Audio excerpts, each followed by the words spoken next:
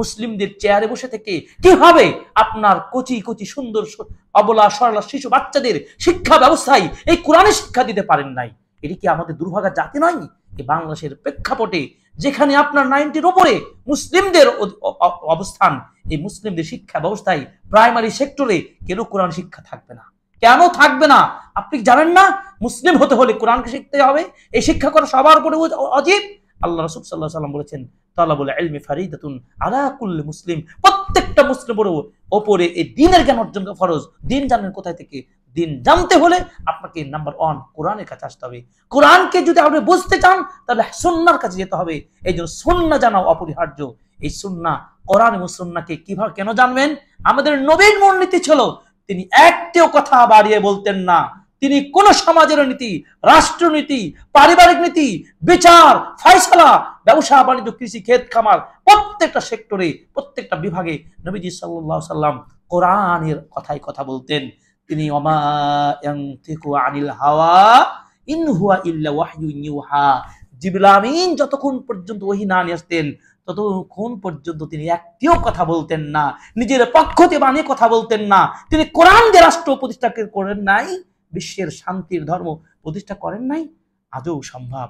এই জন্য বাংলাদেশের প্রেক্ষাপটে শিক্ষা বিভাগ থেকে শুরু করে শিক্ষা উপদেষ্টা, শিক্ষা মন্ত্রণালয়, যতগুলো বোর্ড রয়েছে প্রত্যেককেই এই সেমিনার থেকে চূড়ান্ত আহ্বান দাবি জানাচ্ছি, আপনার এই সবুজ শ্যামল বাংলাদেশের কচি কাঁচা আমাদের প্রাণের ছেলেদের মেয়েদেরকে দিন শেখাতে হলে বাধ্যতামূলক সিলেবাস করতেই হবে। প্রাইমারির ইবতেদায়ী থেকে শুরু করে নিয়ে একেবারে শিশু থেকে শুরু করে নিয়ে একেবারে প্রাথমিক লেভেলে কোরআন শিক্ষা এবং শিক্ষাকে প্রসারের জন্য স্পেশাল ভাবে ধর্মীয় শিক্ষক মুআল্লিমুল কোরআন শিক্ষার টিচার নিয়োগ দিবেন এই প্রত্যাশা করছি। যদি না করতে পারেন, যদি এই চেতনা করতে পারেন, যারাই যেভাবে এই ক্ষমতা দেশকে পরিচালনা করবেন, ইনশাআল্লাহ জাতি আপনাকে যুগের পর যুগ মনে রাখবে। এই জন্য আমরা প্রত্যাশা করছি আগামীতে যারাই যেভাবে আসছেন এই কোরআনকে প্রায়োরিটি দিবেন ইনশাআল্লাহ। এই দাবি করছি, এই কোরআনিক শিক্ষা ছাড়া দেশের শান্তি নিরাপত্তা প্রতিষ্ঠা করা সম্ভব নয়। একটা দেশের জাতিকে উত্থান ঘটাতে হলে কোরআনের আলোয় আলোকিত করতে হবে।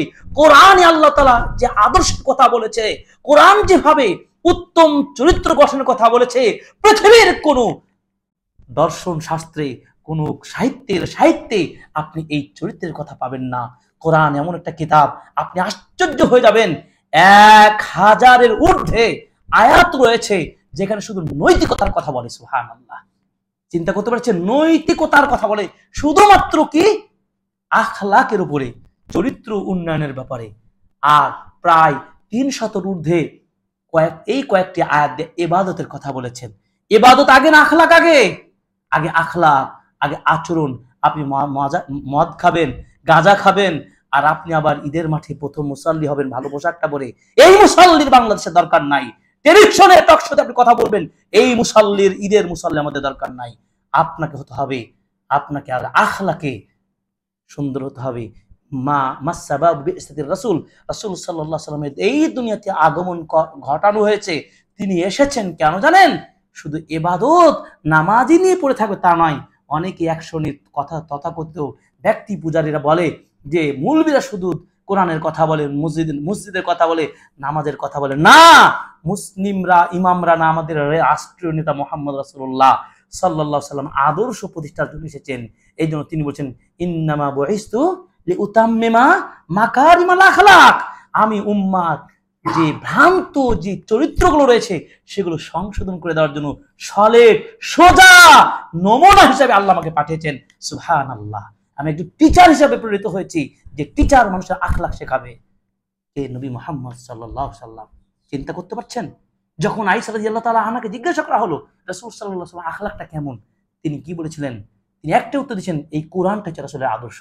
সুবহানাল্লাহ, সুবহানাল্লাহ। তাই আপনি যদি চান নৈতিকতাপূর্ণ ছাত্র গড়তে চান, নৈতিকতাপূর্ণ সন্তান গড়তে চান, আদর্শ সন্তান গড়তে চান, তাহলে অবশ্যই তো আপনাকে এই কোরআনের দাস আগে দিতে হবে। ঠিক কিনা বলেন?